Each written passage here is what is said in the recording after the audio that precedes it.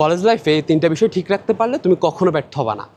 Number 1, কখনো পড়া জমায় রাখবা না। একদিন রুটিন মানতে পারোনি, দ্বিতীয় দিন আবার শুরু করো। 2 দিনের বেশি যেন তোমার গ্যাপ পড়ে না যায়। আজকে পড়বো না, কালকে পড়বো, এরকম করতে করতে সময় হবে না। বেশিরভাগ শিক্ষার্থী ঠিকমতো সিলেবাসটা শেষ করতে পারে না, মূল বইটা একবার রিভিশন দিতে পারে না।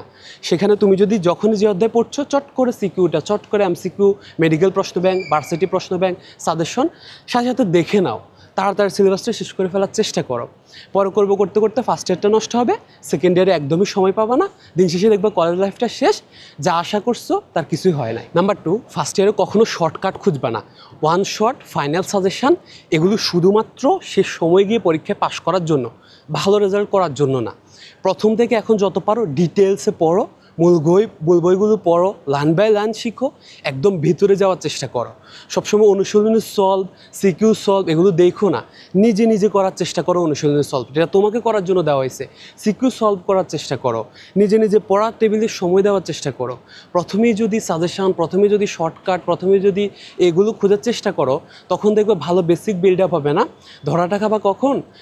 এইচএসসি নাও কোনো মতে চলে যাবে, কিন্তু যখন মেডিকেল ভর্তি পরীক্ষা দিতে যাবা তখন বুঝতে পারবা যে তুমি কতটা অপ্রস্তুত। তৃতীয়ত, এমন কোনো কাজ করো না যেটা তুমি তোমার মা বাবার সামনে কখনো করতে পারতা না, যেটা জানলে তারা কষ্ট পাবে। এমন কোনো বন্ধুবান্ধব বানায়ও না যেটার পরিচয় তুমি ওদের সাথে দিতে পারবা না। এরকম খারাপ চরিত্রের বন্ধুবান্ধব বানায়ও না।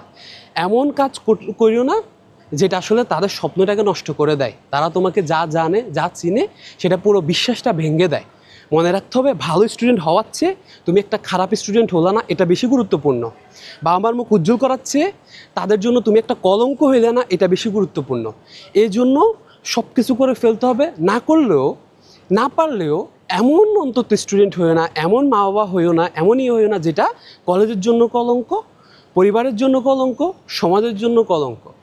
সবসময় এটা খেয়াল রাখবা যে এই কাজটা সত্যিকার অর্থে আমি সবার সামনে করতে পারবো কি না, এটা আমার সম্মান বৃদ্ধি করবে কিনা, আর মা বাবার সম্মান বৃদ্ধি করবে কিনা। যেসব কাজ এগুলো করবে না, সেগুলো থেকে কমপ্লিটলি বিরত থাকবা। জীবনে বড় হওয়ার চেয়ে নিচে যেন না পড়ো, এটা হচ্ছে বেশি গুরুত্বপূর্ণ।